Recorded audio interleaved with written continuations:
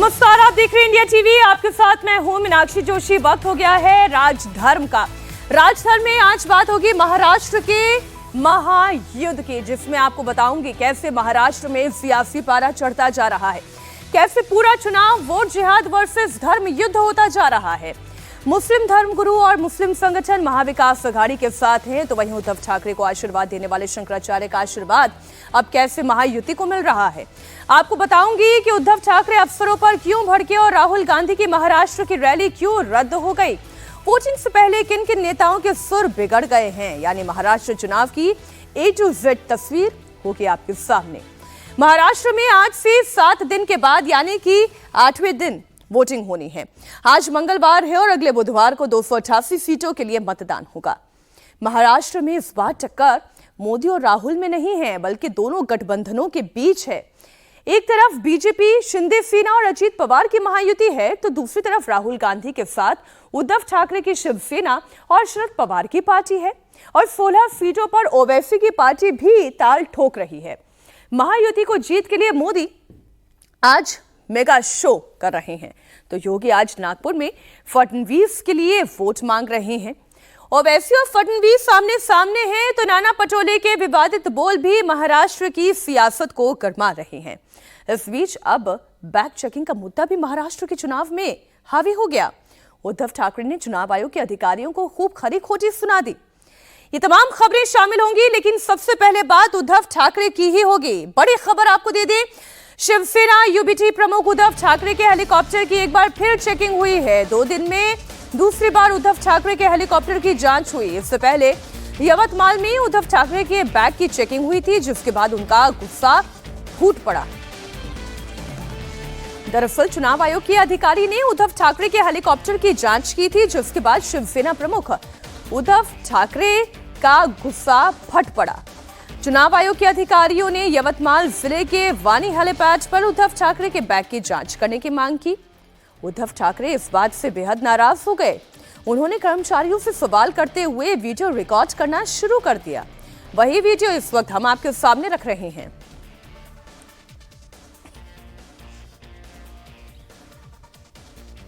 उद्धव ठाकरे का कहना यह है कि बार बार इस तरीके से उनके बैग की चेकिंग हो रही है, उनके हेलीकॉप्टर की चेकिंग हो रही है, ये सरासर गलत है। 24 घंटे में दूसरी बार उद्धव के हेलीकॉप्टर की तलाशी ली गई। उद्धव ठाकरे ने इसे एक टारगेट बताया। उन्होंने कहा कि बार बार ये चेकिंग होना गलत है। यवतमाल के बाद अब सोलापुर में हेलीकॉप्टर की तलाशी की तस्वीर सामने आई है। 24 घंटे में दूसरी बार उद्धव ठाकरे के हेलीकॉप्टर की चेकिंग होना, आखिर ये क्या कहता है? हमारे सहयोगी दिनेश मौर्य जुड़ गए। दिनेश, कहां हुई है चेकिंग और क्यों हुई है चेकिंग? चेकिंग में क्या मिला?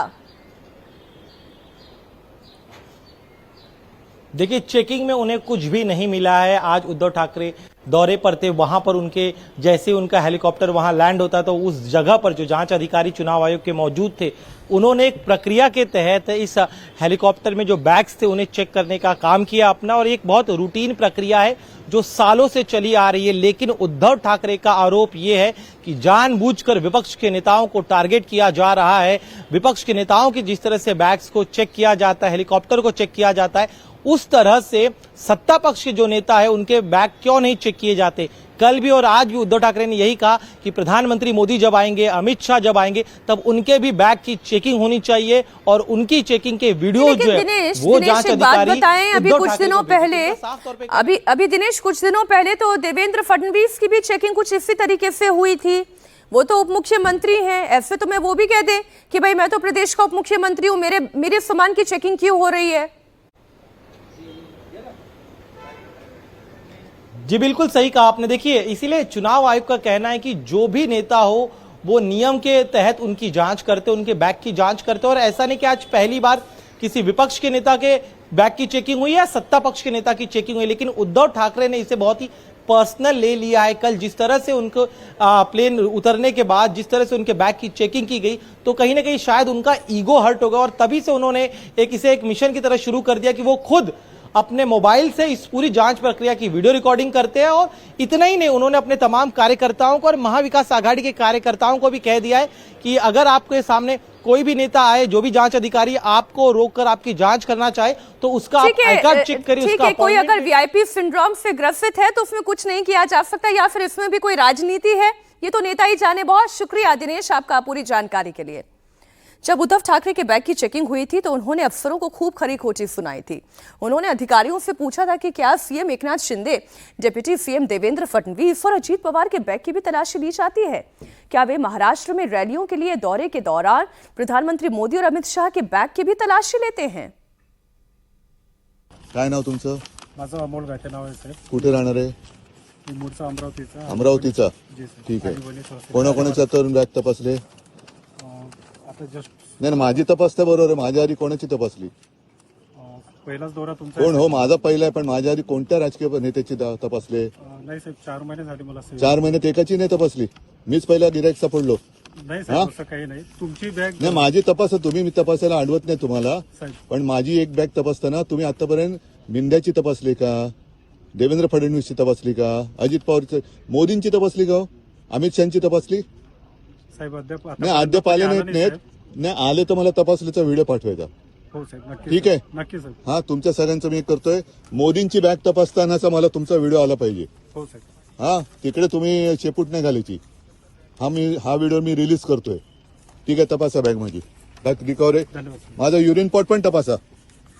नाही साहेब, धन्यवाद साहेब. ठीक आहे. मला मोदी आणि अमित शहाचा बॅग तपासण्याचा व्हिडिओ पाहिजे एक तरी. हो साहेब, नक्की साहेब. हा. तुझं काय रे कॅमेरा दादा? तुझं नाव काय? नाव काय सांग ना. माझं नाव उद्धव ठाकरे. तुझं नाव काय? हा विजय पटले. कुठे राहता? एमपी. गुजरातचे नाहीत ना? हा चला, म्हणजे महाराष्ट्रात तपासायला पण बाहेरच्या राज्यातली माणसं आहेत. धन्यवाद. उद्धव ठाकरे के बैग की चेकिंग पर उद्धव ठाकरे की पार्टी ने भी चुनाव आयोग पर सवाल उठाया और अफसरों पर बीजेपी के इशारे पर काम करने का आरोप लगाया। हमारे सामान का, हमारे हेलीकॉप्टर्स, हमारे प्राइवेट जेट, हमारी कार, सबकी जांच करते हो, हमारे घर तक पहुंचते हो, हमको कोई तकलीफ नहीं है। अगर आप ये काम निष्पक्ष तरीके से करते हो तो हमें कोई तकलीफ नहीं। लेकिन महाराष्ट्र के चुनाव क्षेत्र में जहां एकनाथ शिंदे, बीजेपी, अजीत पवार चुनाव लड़ रहे, वहां 25-25 करोड़ पहुंच गए हैं। आपको मालूम है, मैंने पहले भी बताया था। हमने वीडियो भी दिखाए थे लोकसभा के चुनाव में, कैसे 20-20 बैग हेलीकॉप्टर से उतर रही है। क्या किया? आप हमारा सामान चेक करिए। लेकिन क्या आप एकनाथ शिंदे, देवेंद्र फडणवीस, अजित पवार, नरेंद्र मोदी, अमित शाह जी, उनके हेलीकॉप्टर्स, उनके कारों का काफिला रुक कर आप उनकी जांच करते हैं क्या? उसमें अंदर क्या है? उद्धव ठाकरे के बैग की चेकिंग हुई तो शिवसेना, यूबीटी ही नहीं बल्कि उनकी सहयोगी पार्टी कांग्रेस भी मैदान में कूद गई और उद्धव ठाकरे के बैग चेकिंग पर उन्होंने सवाल उठा दिया। कहा कि अगर जांच हो तो फिर सबकी जांच होनी चाहिए। उद्धव ठाकरे जी ठीक कह रहे हैं, जब सबकी चेकिंग हो कोई दिक्कत नहीं है। खाली आप टारगेट करके एक पार्टी के नेता को टारगेट कर रहे हो, वो गलत है। ये इलेक्शन कमीशन को ये बात भी देखनी चाहिए कि अगर चेकिंग हो सबकी हो, कोई दिक्कत नहीं है। कांग्रेस को दिक्कत नहीं है, शिवसेना को दिक्कत नहीं है, एनसीपी पवार साहब को दिक्कत नहीं है। उद्धव ठाकरे की हेलीकॉप्टर जांच पर उठ रहे सवाल पर बीजेपी नेता किरीट सोमैया ने पलटवार किया। किरीट सोमैया ने कहा कि कोल्हापुर दौरे के दौरान चुनाव आयोग के अधिकारियों ने देवेंद्र फडणवीस के बैग की भी इसी तरह से चेकिंग की थी जिस तरह उद्धव ठाकरे का बैग चेक किया गया। कल जिस तरह से हेलीकॉप्टर चेक हुआ उद्धव ठाकरे का, थोड़ा बौखलाए हुए नजर आ रहे हैं, क्या कहेंगे?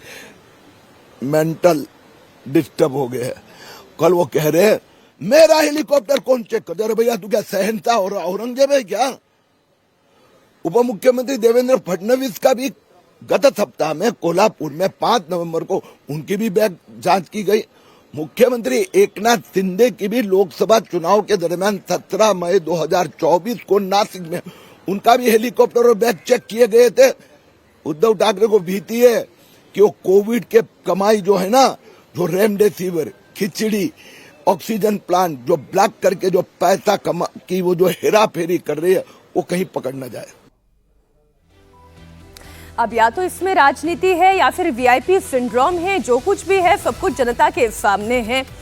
इधर बीजेपी के स्टार प्रचारक महाराष्ट्र के महायुद्ध में महायुति के लिए वोट मांग रहे हैं। मोदी के साथ साथ योगी भी आज महाराष्ट्र में धुआंधार चुनाव प्रचार कर रहे हैं। योगी की भी आज महाराष्ट्र में तीन रैलियां हैं। पहली रैली उन्होंने अचलपुर में की और इसके बाद वो अकोला जाएंगे और फिर नागपुर में महाराष्ट्र के डिप्टी सीएम फडणवीस के लिए वोट मांगेंगे। 2 दिन पहले कांग्रेस के राष्ट्रीय अध्यक्ष मल्लिकार्जुन खड़गे योगी के भगवा ड्रेस पर भड़के थे। योगी के संत होने पर उन्होंने सवाल उठाया था और सफेद ड्रेस पहनने की सलाह दे दी थी। खड़गे के बयान के 2 दिन के बाद योगी अब खुद महाराष्ट्र पहुंचे। इसके बाद उन्होंने खड़गे के सवालों का चुन चुन कर जवाब दिया। अचलपुर में योगी आदित्यनाथ ने कहा कि उनके लिए देश प्रथम है। लगातार 3 दिन से कांग्रेस के अध्यक्ष श्री मल्लिकार्जुन खड़गे जी की बात को देख करके वे मुझ पे बहुत नाराज हो रहे हैं। वे नामचीने बनने जा रहे हैं मुझ पर कि मैं इस प्रकार की भाषा का प्रयोग क्यों कर रहा हूं। खड़गे जी, मैं एक योगी हूं और एक योगी के लिए देश पहले होता है।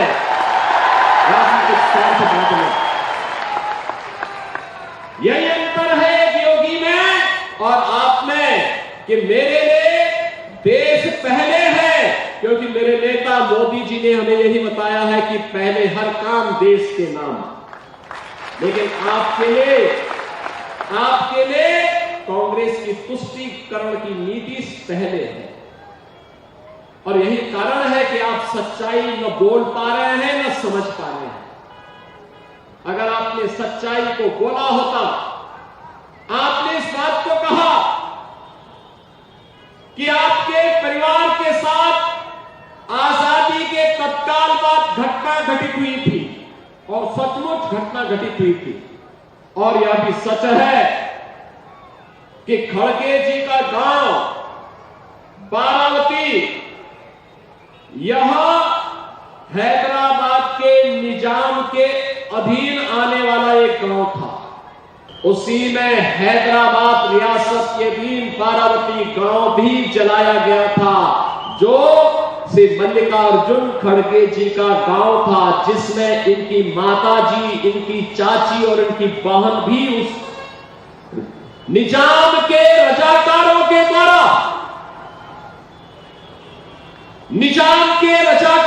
द्वारा उन्हें जलाया गया। खड़गे जी सच्चाई को नहीं बोलना चाहते, क्योंकि उन्हें लगता है कि निजाम पे आरोप लगाऊंगा तो मुस्लिम वोट खिसक जाएगा। ये बात सच है। मल्लिकार्जुन खड़गे जब चुनावी रैली को संबोधित कर रहे थे तो उनके अकेले बचने की बात तो उन्होंने कही थी, लेकिन इसके पीछे क्या रजाकारों का हाथ था, उस बात को वो बचा गए। मंच पर उन्होंने नहीं कहा। इसके पीछे उनकी अपनी वोट पॉलिटिक्स हो सकती है। खड़गे को जवाब देते हुए योगी यही नहीं रुके, उन्होंने फिर से बटेंगे तो कटेंगे का नारा भी दोहरा दिया। निजाम का दुस्साहस इसलिए हुआ था, ये जूनागढ़ का नवाब इसलिए हैकड़ी दिखा रहा था।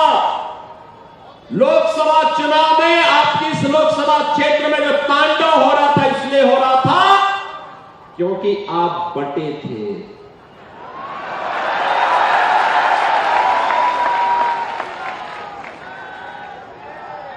यह देश इसलिए बटा था क्योंकि आप बटे थे।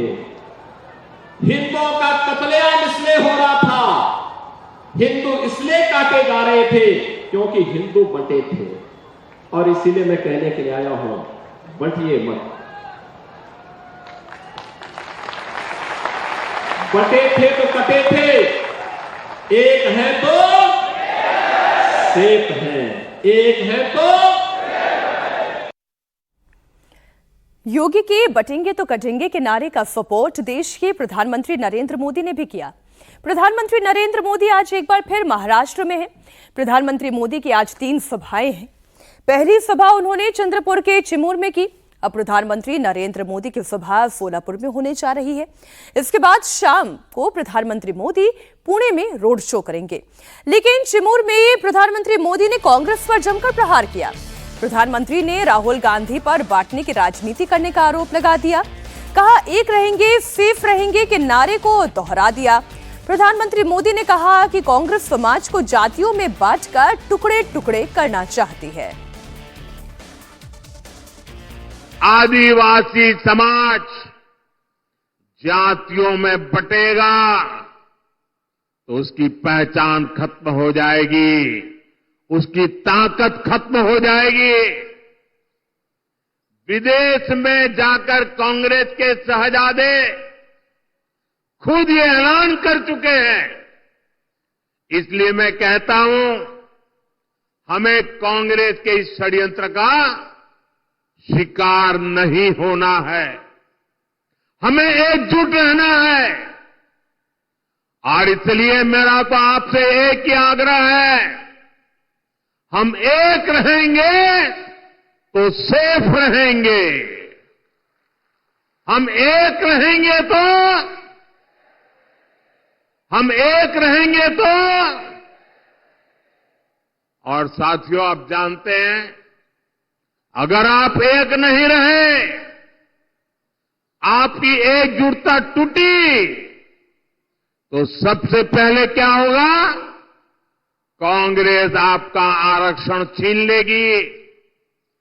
कांग्रेस के शाही परिवार के हमेशा से ये मानसिकता रही है, कोई देश पर राज करने के लिए पैदा हुआ है।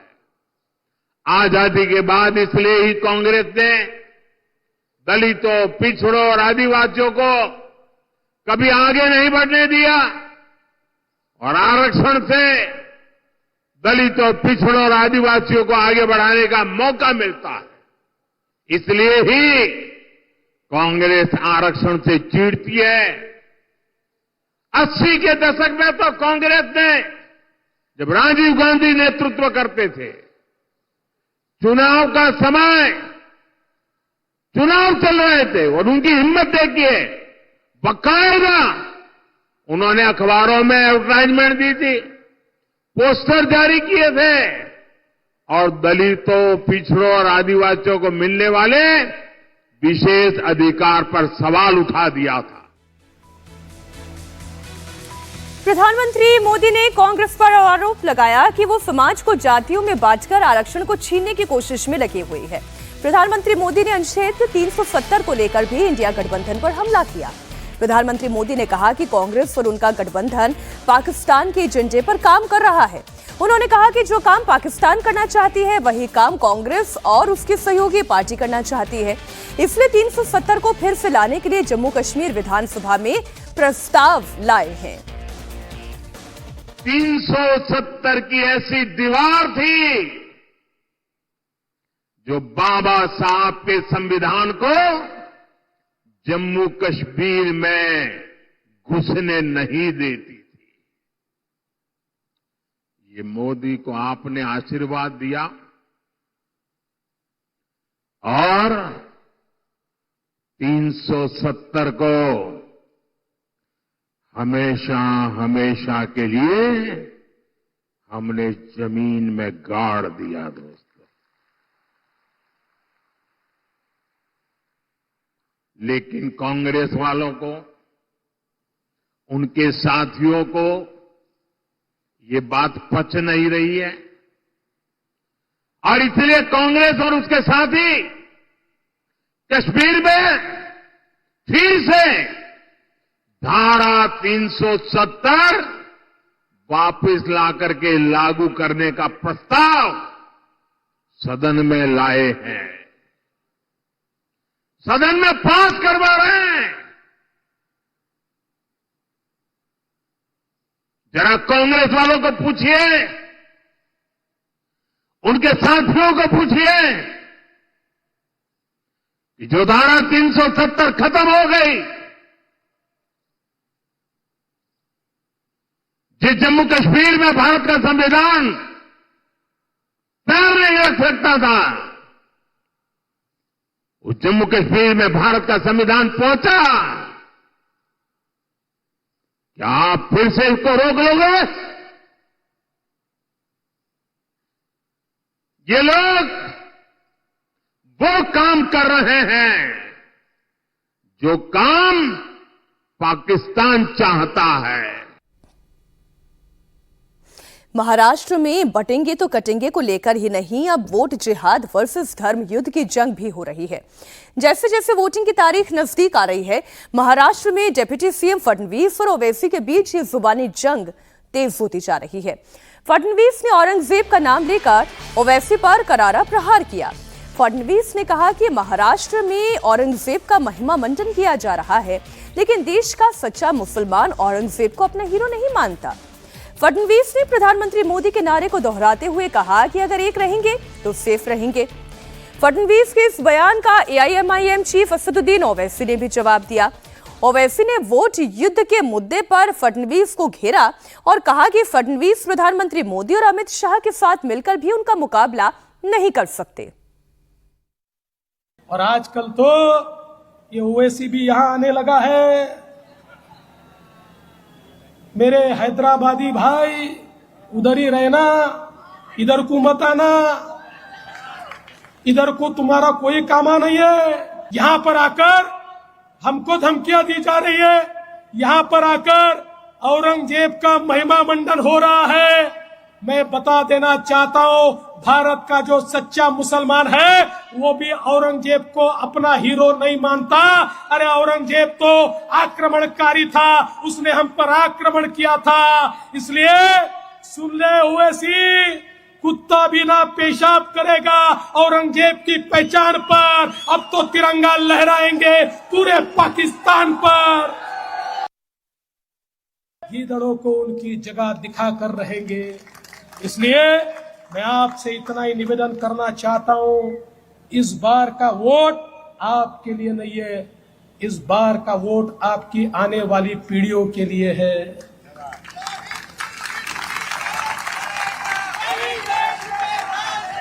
आपकी आने वाली पीढ़ियों के लिए है। अगर आप ठीक तरीके से समझेंगे नहीं, अगर सोते रहेंगे, तो ध्यान में रखिए आने वाले दिनों में यहाँ रहना भी मुश्किल हो जाएगा। ये परिस्थिति का सामना आपको करना पड़ेगा। इसलिए एक ही नारा है, एक रहेंगे तो सेफ रहेंगे, एक रहेंगे, एक रहेंगे, एक रहेंगे, एक रहेंगे और सेफ रहेंगे। फडणवीस ने आरोप लगाया तो ओवैसी ने भी उन्होंने करारा जवाब दिया। ओवैसी ने कहा कि फडणवीस जिहाद के मायने नहीं जानते हैं, इसलिए इस तरह के बयान दे रहे हैं। उन्होंने प्रधानमंत्री मोदी और अमित शाह से वोट जिहाद का मतलब बताने को कहा कि तीनों मिलकर उनका मुकाबला नहीं कर सकते, इसलिए अब वोट जिहाद की बात कर रहे हैं। ओवैसी ने उद्धव ठाकरे पर भी निशाना साधा और कहा कि वक्फ बिल पर संसद में चर्चा के दौरान उद्धव ठाकरे के सांसद गायब थे, लेकिन ओवैसी के निशाने पर सबसे ज्यादा महाराष्ट्र के उप मुख्यमंत्री देवेंद्र फडणवीस ही रहे। आपके महाराष्ट्र के deputy chief minister Fadnavis Aurangabad को आके बोले, सुन ले असदुद्दीन ओवैसी, सुनो देवेंद्र फडणवीस, तुम अमित शाह और मोदी तीनों बैठकर भी मेरी जबान का मुकाबला नहीं कर सकते, याद रखो। बोले वोट जिहाद, कल तक लव जिहाद था, फिर जमीन जिहाद, फिर जॉब जिहाद, अब वोट जिहाद हुआ। अच्छा मोदी जी जरा बताइए वोट जिहाद का डेफिनेशन क्या है? अमित शाह बताओ वोट जिहाद का डेफिनेशन क्या है? तुम अयोध्या में हार गए, कैसे हारे? फडणवीस बोल रहे वोट जिहाद और धर्म युद्ध होगा। लोकशाही में, लोकतंत्र में धर्म युद्ध होगा। अरे फडणवीस, तुम कब तक हिंदू मुस्लिम करोगे? तुमने क्या काम किया बताओ ना? तुमने कुछ काम नहीं किया। तुमने डाका डाला एमएलएस को लूटने के लिए, तुमने एमएलएस की चोरी की। तुम सत्ता में नहीं आए मगर तुमने सत्ता को छीन लिया और बोल रहे ओ सुनो वैसी, मैं कह रहा हूं सुनो फडणवीस, तुम जिहाद के माने नहीं जानते। ओवैसी और फडणवीस के बीच धर्म युद्ध छिड़ा तो महाराष्ट्र कांग्रेस अध्यक्ष नाना पटोले तो इससे एक कदम आगे बढ़ गए। उन्होंने बीजेपी नेताओं पर अभद्र टिप्पणी कर दी। अकोला की एक रैली में नाना पटोले ने बीजेपी नेताओं के लिए अपशब्द कहे। साथ ही पटोले ने फडणवीस पर भी अटैक किया और कहा कि फडणवीस ने अपना नाम अब देवा भाऊ रख लिया है। कुछ दिन बाद वो अपने नाम से भाऊ भी हटा लेंगे क्योंकि वो खुद को देवता समझने लगे हैं। ओबीसी के लोग भी यहां पर बैठे हैं, ओबीसी के, हाँ, नहीं तो तुम हैदराबाद वाले की बात करेंगे। मैं पूछना चाहता हूं, क्या अकोला जिले के ओबीसी के लोग आप बीजेपी को वोट करोगे जो तुमको कुत्ता बोलते हैं? आप बीजेपी को कुत्ता बनाने का समय आ गया है। बीजेपी को कुत्ता बनाने का समय आ गया है। ये इतनी मस्ती में आ गए कि ये किसी को, अब ये तो भगवान हो गए ना। पहले देवेंद्र जी थे, मेरे को तो सब लोग नाना भाऊ ही बोलते हैं, पहले से बोलते, मेरे घर में भी बोलते, आप भी बोलते, नाना भाऊ बोलते हैं, पर ये इसको देवेंद्र जी बोलते थे। अभी क्या हो गया, उसने अपना नाम बदल दिया, देवा भाऊ कर दिया। अब कुछ दिन के बाद भाऊ हटा देगा तो क्या हो गया, वो स्वयं एक विश्व गुरु है ही, दिल्ली में बैठे, और ये हो गए देवा। अपने आप को भगवान समझते हैं, हम तो इंसान हैं। नाना पटोले ने बीजेपी पर अटैक किया तो बीजेपी ने भी महाराष्ट्र कांग्रेस के अध्यक्ष नाना पटोले पर पलटवार किया। बीजेपी नेता अनुराग ठाकुर ने नाना पटोले के बयान को विनाशकाले विपरीत बुद्धि बताया। विनाशकाले विपरीत बुद्धि, और कांग्रेस जब जब ऐसी घटिया मानसिकता दिखाती है, गंदी बयानबाजी करती है, कीचड़ उछालती है, उतना ही कमल खिलता है। मोदी जी पर बार बार इस तरह की अभद्र टिप्पणियां करना, भारतीय जनता पार्टी पर करना, हर बार कांग्रेस को भारी और महंगा पड़ा है और इस बार भी पड़ेगा। महाराष्ट्र की जनता करारा जवाब देगी और आली रे आली, महायुति आली। देखिए, जो कांग्रेस के एक्सीडेंटल हिंदू हैं, ये बार बार भगवे को और हिंदुत्व को अपमानित करने का काम करते हैं। आखिर भगवा का विरोध क्यों भगवा का विरोध करते हैं, और क्यों हिंदू आतंकवाद इन्होंने क्वाइन की थी टर्म यूपीए के टाइम पे। महाराष्ट्र की जंग अब कौन जीतेगा वो तो 23 नवंबर को क्लियर होगा, लेकिन इस बीच उत्तर प्रदेश में भी स्टूडेंट्स और लोक सेवा आयोग के बीच में एक जंग चल रही है। राजधर्म में बात अब उसी जंग की, उत्तर प्रदेश में छात्रों के आक्रोश की। कल जैसी तस्वीरें सामने आई थी, प्रयागराज से आज भी वैसे ही तस्वीरें आई। हजारों की संख्या में स्टूडेंट्स लोक सेवा आयोग के दफ्तर के बाहर अब भी डटे हुए हैं। इस वक्त जब आप राजधर्म देख रहे हैं, इस वक्त भी वहां दफ्तर के बाहर छात्रों की नारेबाजी चल रही है। छात्र पीछे हटने का नाम नहीं ले रहे हैं। मांग वही है, पीसीएस और आरओ एआरओ का एग्जाम एक ही दिन के अंदर एक ही पाली में कंडक्ट कराया जाए, जिससे नॉर्मलाइजेशन का नियम लागू ना हो। प्रयागराज में छात्रों के प्रदर्शन को 24 घंटे से भी ज्यादा का वक्त हो चुका है। कल रात भी छात्र लोक सेवा आयोग के ऑफिस के बाहर धरने पर रहे। अधिकारियों ने कई बार समझाने की कोशिश की, बात भी की, लेकिन उन्होंने किसी की भी एक ना सुनी। छात्रों की संख्या लगातार बढ़ती गई तो प्रशासन ने पुलिस के साथ ही रैपिड एक्शन फोर्स के जवानों को तैनात कर दिया। छात्रों ने प्रयागराज के जिला अधिकारी को बकायदा ज्ञापन सौंपा, अपनी मांगों की डिटेल भी दी, लेकिन छात्रों का कहना यह है कि लोक सेवा आयोग की तरफ से अब तक उन्हें कोई संतोषजनक जवाब नहीं मिला है। आइए सबसे पहले आपको मैं स्टूडेंट्स के आज के प्रोटेस्ट की तस्वीर दिखाती हूं। आज सुबह 6 बजे छात्रों ने राष्ट्रगान के साथ अपने दिन की शुरुआत की और फिर अपनी मांगों को लेकर वो धरने पर बैठ गए। 1 शिफ्ट 1 एग्जाम का नारा दिया।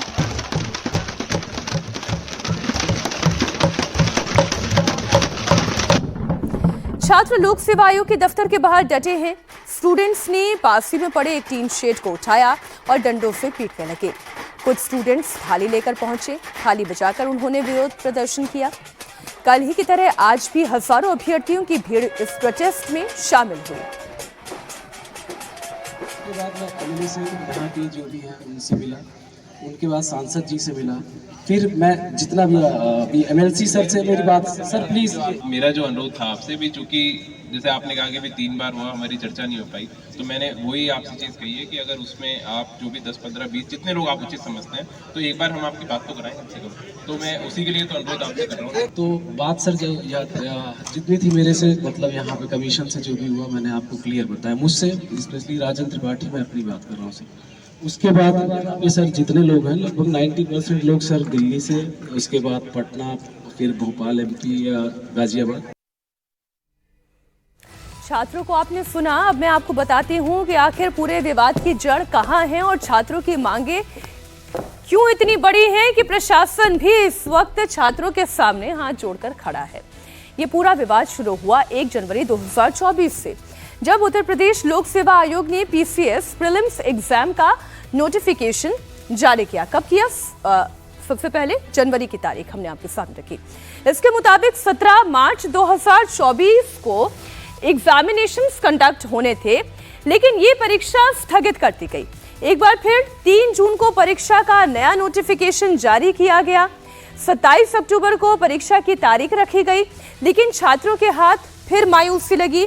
एग्जामिनेशन डेट को फिर बदल दिया गया, जिसके बाद 5 नवंबर को फिर परीक्षा का नोटिफिकेशन जारी किया गया। इसमें 2 अलग अलग तारीखों पर एग्जामिनेशंस की बात की गई। इसके बाद स्टूडेंट्स अपनी मांगों को लेकर सीधा सड़कों पर उतर आए। उनका कहना यह था कि पहले तो एग्जामिनेशन देरी से कंडक्ट कराया गया और अब जब करवाया जा रहा है तो अलग अलग पारियों में करवाया जा रहा है। अब उनका डिसीजन वो जाने क्या होता है क्या नहीं। वहाँ हमारे सब लीडर साहब गए हुए हैं, क्या होता है, लेकिन हमारे तो सिर्फ एक ही मांग है कि भाई 1 डे 1 शिफ्ट हमें चाहिए। वो भी पास हुए हैं बिना नॉर्मलाइजेशन के, बिना 1 डे 1 शिफ्ट के। DM सब बाहर निकले थे और उन्होंने यही कहा है कि उन्होंने जो डिसीजन कर दिया उसे नहीं बदलेंगे। लेकिन हम भी स्टूडेंट्स हैं, हम एस्पिरेंट्स हैं, आए हैं अपना नारा लेके 1 डे 1 शिफ्ट वाला, और उसे हम करके ही रहेंगे। उन्हें अपना डिसीजन बदलना ही पड़ेगा। हम यहाँ से नोटिस लेकर के ही जाएंगे। जब तक हमारी मांगे पूरी नहीं होंगी हम यहाँ से नहीं हटेंगे। वो जो नोटिस निकाले हैं उसको गो बैक करें और न्यू नोटिफिकेशन मेरे हम लोग को निकालें। हम यही चाहते हैं कि 1 डे 1 शिफ्ट एग्जाम होना चाहिए, नो नॉर्मलाइजेशन। हमारा एक ही नारा, एक ही नाम, 1 डे 1 शिफ्ट एग्जाम। जितने भी बच्चे यहाँ पे आए हुए हैं, जो सीरियस कैंडिडेट है, जो आयोग के एग्जाम दे रहा है, वही यहाँ पे आया। आज जो यहाँ पे नहीं आया ना, समझ लीजिए वो अपने जीवन में कभी कोई डिमांड नहीं कर पाएगा। और सबसे बड़ी चीज, मैंने पिछली बार PCS का एग्जाम दिया था, मेरा 2 नंबर से रुका था और उस 1 साल में मैं सोची कि 2 नंबर मेहनत करके 2 नंबर अचीव कर लूंगी। अगर इस बार पेपर नहीं हुआ, नॉर्मलाइजेशन हुआ, तो मैं अपने आप को, ये सारे जो बच्चे छात्र छात्राएं हैं, वो अपने आप को भाग्यवादी मान चुके होंगे और मुझे भाग्यवादी नहीं बनना है। सेवा आयोग के भर्ती हैं, बहुत ही पढ़े लिखे लोग हैं, लेकिन हमने एक यूनिक तरीका अपनाया है कि हम जो गूंगा और बहरा जो आयोग है, जो बहरा हो चुका है, उसको सुनाने के लिए हमने बैंड प्रयाग बनाया है, जो एक अनोखा स्तर पे है, जिसमें हम माननीय प्रधानमंत्री जी का ताली और थाली और एक ड्रम, एक ड्रम जो है हम उसको बजा रहे हैं और लगातार बजा रहे हैं। हमने पूरी रात लगभग बजाया है और हमने आज जो ड्रम बजाया है, हम आशा करते हैं ये बहरा आयोग जरूर सुनेगा हमारी। प्रयागराज में धरने पर केवल PCS परीक्षा के अभ्यर्थी नहीं, बल्कि इसमें समीक्षा अधिकारी और सहायक समीक्षा अधिकारी परीक्षा के अभ्यर्थी भी शामिल हैं। इस परीक्षा को लेकर विवाद कैसे शुरू हुआ, अब ये भी आप जान लीजिए। इसी साल 11 फरवरी को उत्तर प्रदेश में समीक्षा अधिकारी और सहायक समीक्षा अधिकारी की परीक्षा हुई थी।